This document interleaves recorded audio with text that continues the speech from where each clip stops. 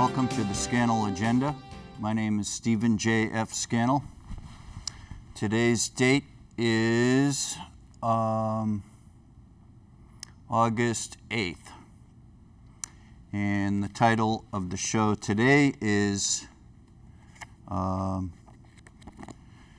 Police Control. And I think we need to look at our infection of our systems. I would try to paraphrase Donald Trump when he said it's very sad what has happened to the FBI. Now, of course, the police here in town, your town and my town, we love our police.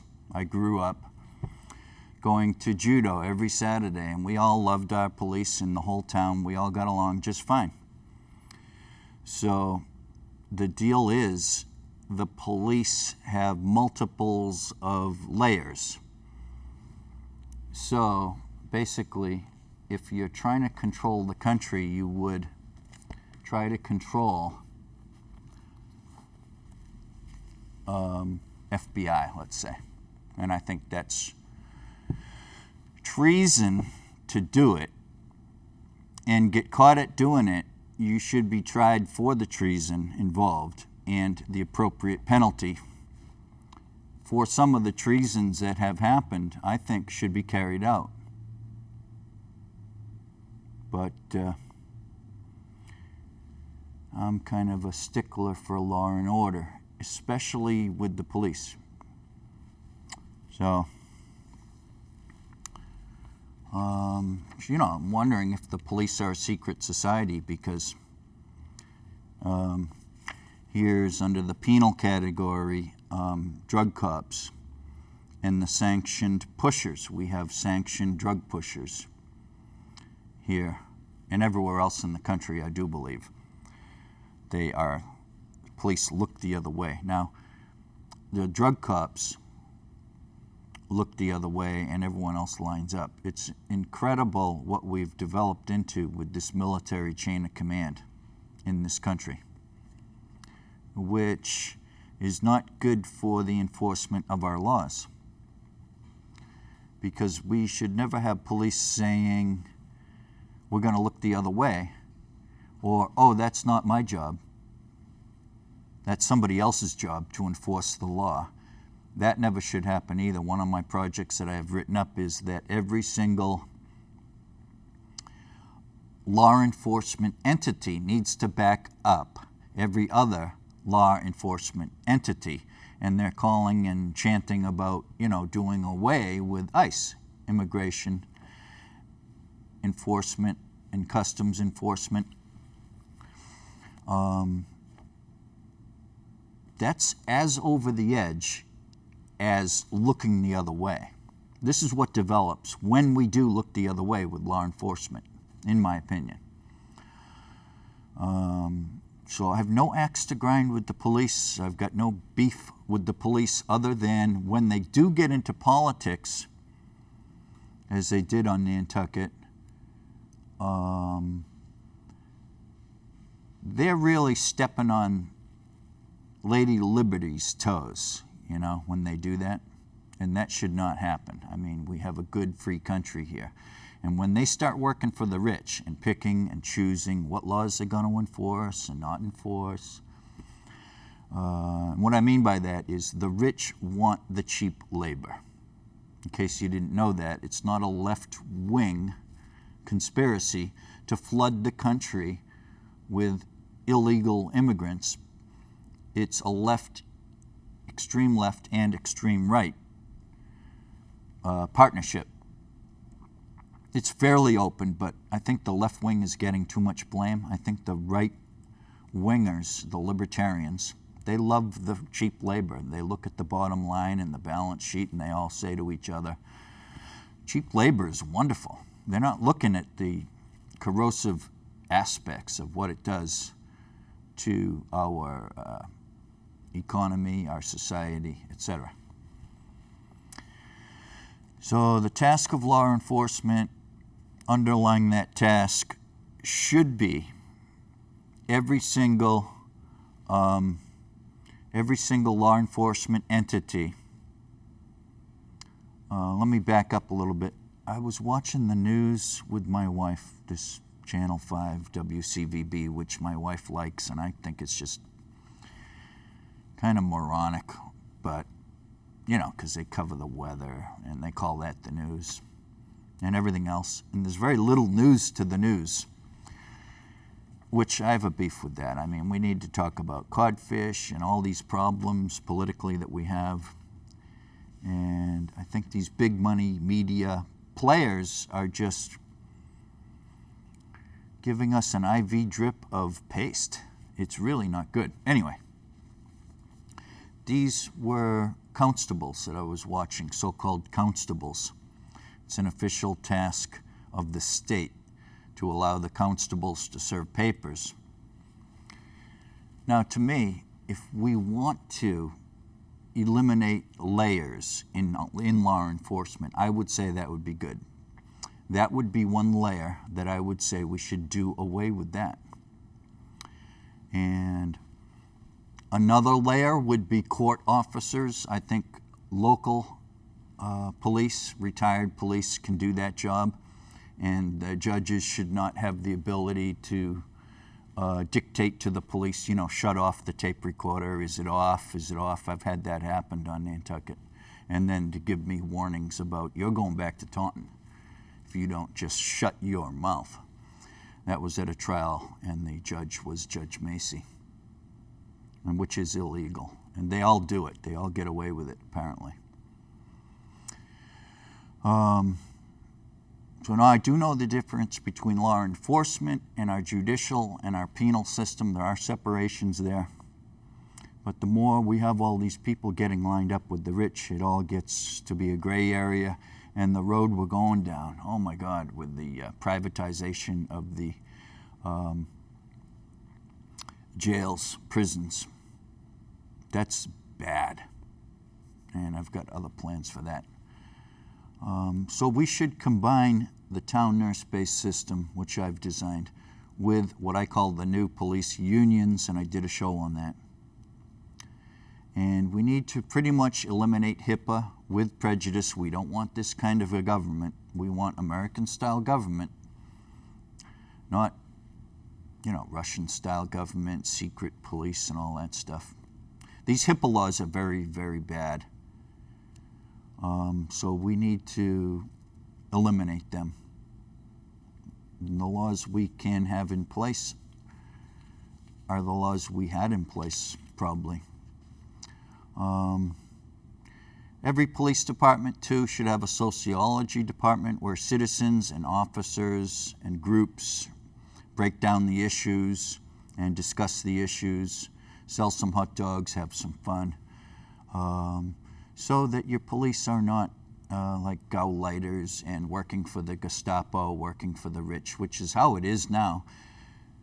My opinion, based on the DNA switch, which happened to me, which kind of put me in the closet, and that, if it turns out that I, you know, did solve the energy crisis, then that's wonderful. I mean, if the result is wonderful, then wonderful. I'm fine with that. So I got no axe to grind with the police, except for they really, and I'm an activist, they can't be working for the rich. That doesn't work. It doesn't work for the machine of democracy. We can't have people stepping in and running the show that are not the people. You know, we have a representative democracy, which is good, and that's the way it should be, that's the way it was. Now we're getting far afield into this land of the police working for the rich, and that's the FBI, the state police, and with the militaristic styles that we see now developing in this country of law enforcement, I would say that we are down the road to hell here with these military-style police chain of command systems. I don't think the FBI and the state police really care as much as your local cops do care about freedom. And we got a lot of great local cops, but they were corrupted on Nantucket to a certain extent. And the rich people can pick and choose and promote the bad apples, which is done through your party hack system. So I think my amendment to do away with a lot of the money in politics is really outstanding. But there was an improvement lately on that amendment, which off the top of my head, kind of,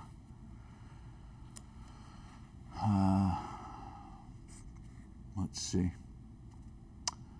Here's a new category. I've gotten some new categories that I want to talk about today. But none of this stuff that I work on will be available to you and to the public as long as we have this overarching, perverted, I would call it despotism, and I would also call it, it's like having a pedophile in the family, having these rich people kind of run the show for us.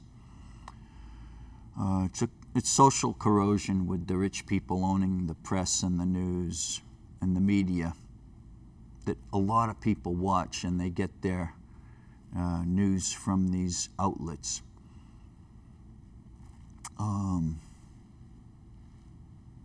So we don't want things getting out of control. Things are really starting to get out of control. I'm kind of a middle of the road. I'm not left wing and right wing. A little to the right of center, maybe. I'm not sure where I would get put if, let's say, professors did a study of my issues, and where do I fall on, let's say, the single payer issue. That's medical. So I'm left of center on that, and that's one of the huge issues, so it would be given a lot more weight. So that would drag me to the left. I can't stand this 2 and 3 times the cost with our current system. It's a scam-based medical system, as opposed to probably a somewhat inefficient socialized medical systems like they have in Britain and Canada and France, and everyone else has it. But I'm not saying that's why it's good. In my designs of these types of systems, I tend to include some form of classification of people, which, oh my God, that would just be, we can't do that. But if you have ruined your life by drinking, and then you knock on the door, hello, here I am, I need my liver transplanted, that doesn't work for me. Maybe it does work for you, but that's probably why I'm not a liberal, is because we don't have all the money in the world to spend. If we did, then I'd be for everything. I'd be chasing all these rainbows everywhere around. It'd be crazy. But that's how politics is. So, why rock the boat? Let's put an idea in the parking garage. So if I had 100 top ideas, and one of those would be to control the police, a police union, basically, we need that. Let's put an idea in the parking garage. Have you ever heard that? You ever hear a facilitator doing that kind of thing? So if I come up with 100 ideas and 15 of them go into the parking garage, then I'll replace that with 15 more, and then see what sticks to the wall. My ideas are pretty good, and they're pretty mainstream.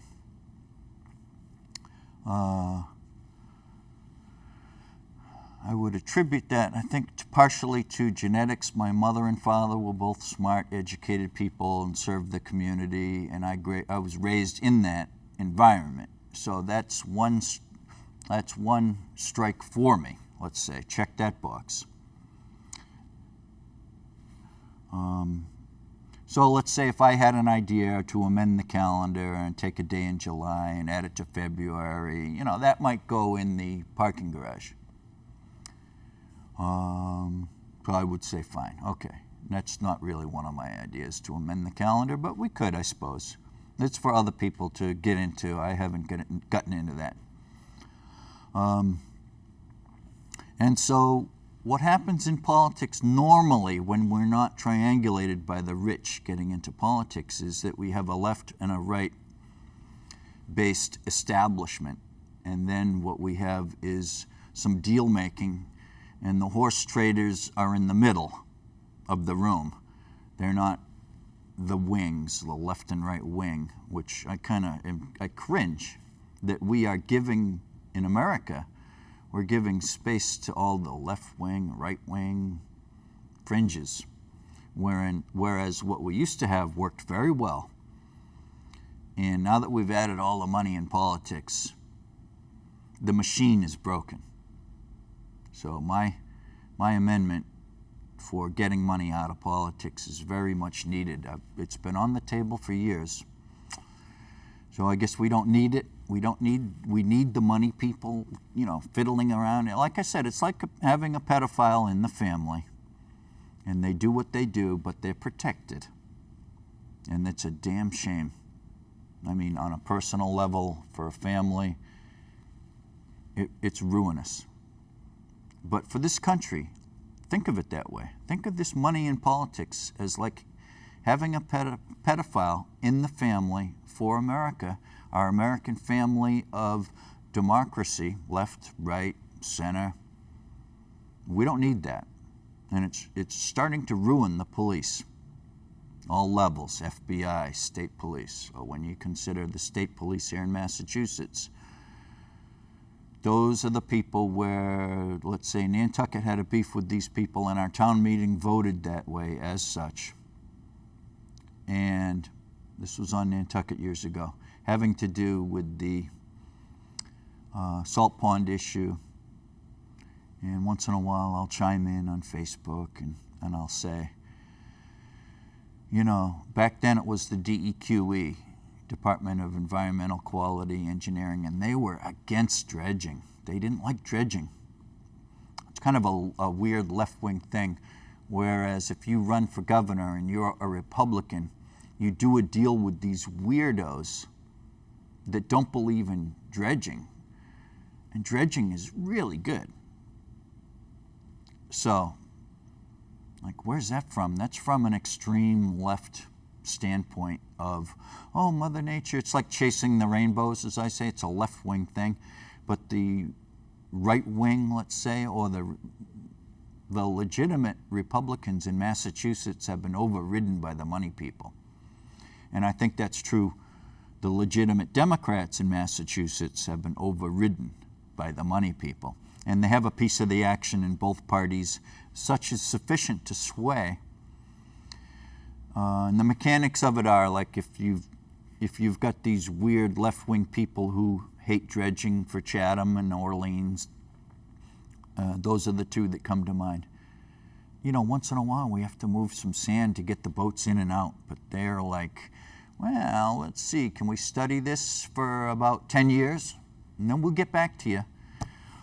Oh, my God almighty. It's just horrendous what the money is doing. That's the money influence. And now in Chatham, there's one property owner on Poverty Point who's cracking the whip for us all. That's an interruption in democracy, where one little person with a beef about erosion on his beach in Chatham and Pleasant Bay, that person gets to throw a monkey wrench into the whole works. Well, that wouldn't be the case if Governor Baker were not really lined up with these rich people. And that includes Governor Weld, Governor Romney, Governor Deval Patrick. I don't know what category to put him in. He was just so dumb. When our clubhouse in Bay Bridge was hurt tremendously by these type of people that are just dumb, and they do what the money people want them to do, and they don't know any better. They have no real political genes in them. They're just kind of put in place. And I read a book that he wrote. It wasn't that good. And I got into some books that Bill Weld wrote, and they weren't very good. There's a lot of mush there. Anyway. So these characters are what we're going to get And we're going to get bad police work if we go with this money in politics. So that's why my amendment to take money out of politics essentially is the way we need to go. It's the one desperate thing we need to do to save this country, the good old USA here. And if we don't, these types of things are insidious and they get deep-seated, as my mother would say about some disease or something else. It's a very deep-seated malaise that we're in, and it's hard to get out of that. So if we want to get out of that, use me, but do the DNA test so we can straighten out the police. And all the police that fall in line and do the bidding of these money people. Now, these money people are at the core of the DNA switch. And they basically own, the rich people that I'm talking about with this DNA switch that I talk about once in a while, they own the police and the district attorney and the attorney general's office. So we better straighten that out. And the best way to straighten that out is with my DNA switch issue. It's not like my issue. If you don't want to straighten this out, then you're just giving carte blanche to the corrupt rich people who own the police.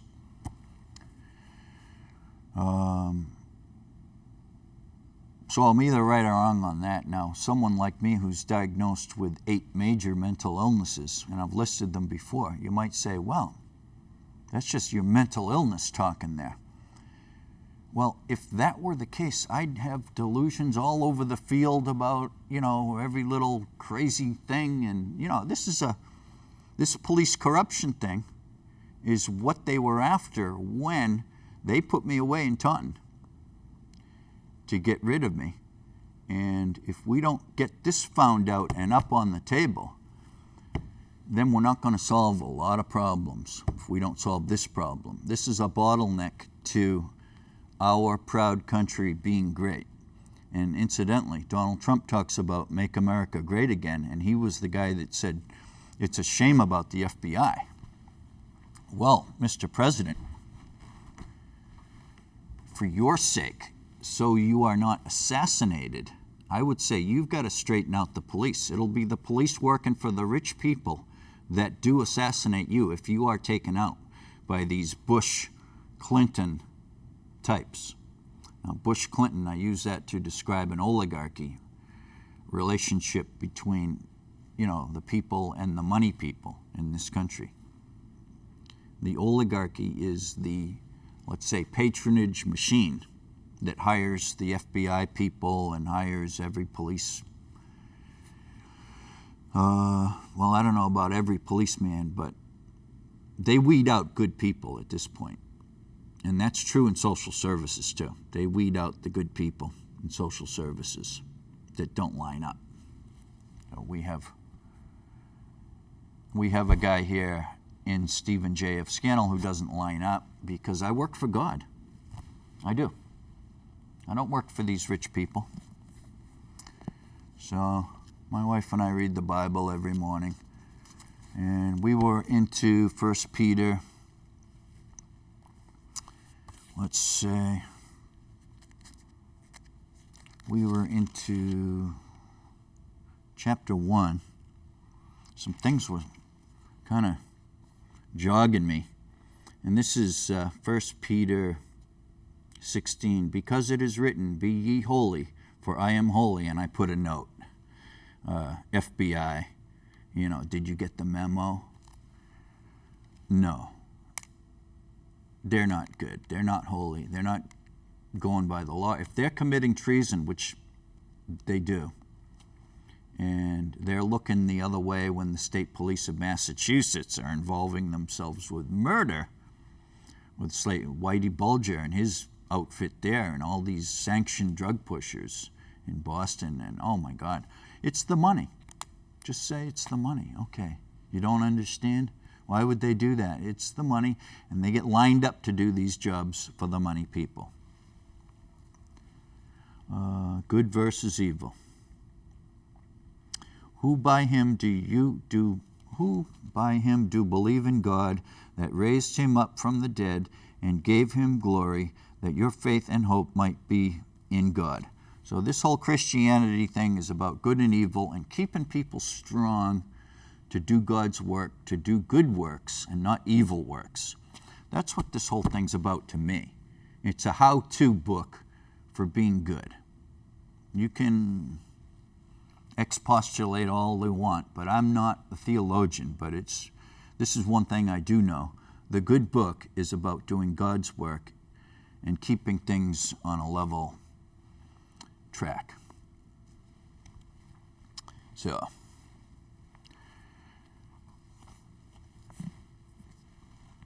here's another. Let's get into some fishery work now. Thank you for watching the Scannell Agenda. I will now look into a book called Sharing the Fish. This was a book by the National Research Council called Sharing the Fish, Toward a National Policy on Individual Fishing Quotas. Talk about the money in politics. Oh my God. And it says here on the back of the book, most U.S. fish stocks are fully or overexploited, and harvesting in many fisheries exceeds sustainable levels. Okay. The individual fishing quota is a relatively new instrument under which harvesting privileges are allocated to individual fishermen. It is considered innovative yet controversial for its feared effects on fishing communities and individual fishermen. So this here is National Academy Press, and this is, let's see, what year is this I'm looking? 1999. So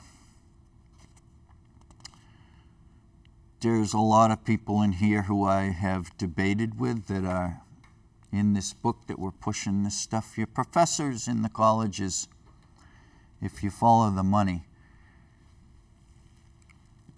are basically living like they don't have brains in this fisheries management case. And they'll just say things like, well, Steve, and they were talking, about my market quota system. It may be a good idea, but, the fishermen don't like it. And when they say the fishermen, they mean the political fishermen who wanted to, at this time, and were doing so, that wanted to line themselves up with the free money. Essentially, that's what it is. Because deeded fishing rights, which are exclusive to you, in other words, I'm the fisherman, only I can be the fisherman.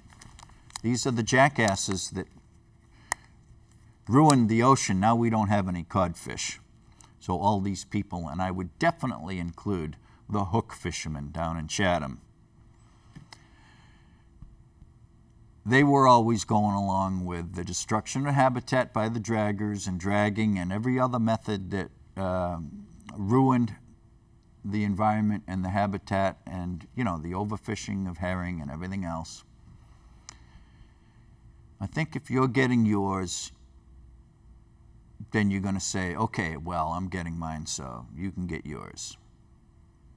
And in fishery management, what happened with all that is we ruined for the world, not just America. We ruined fisheries for the whole world.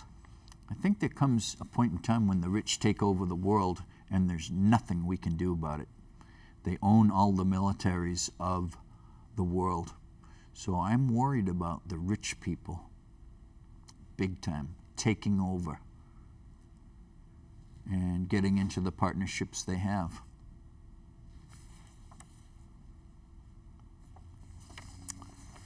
So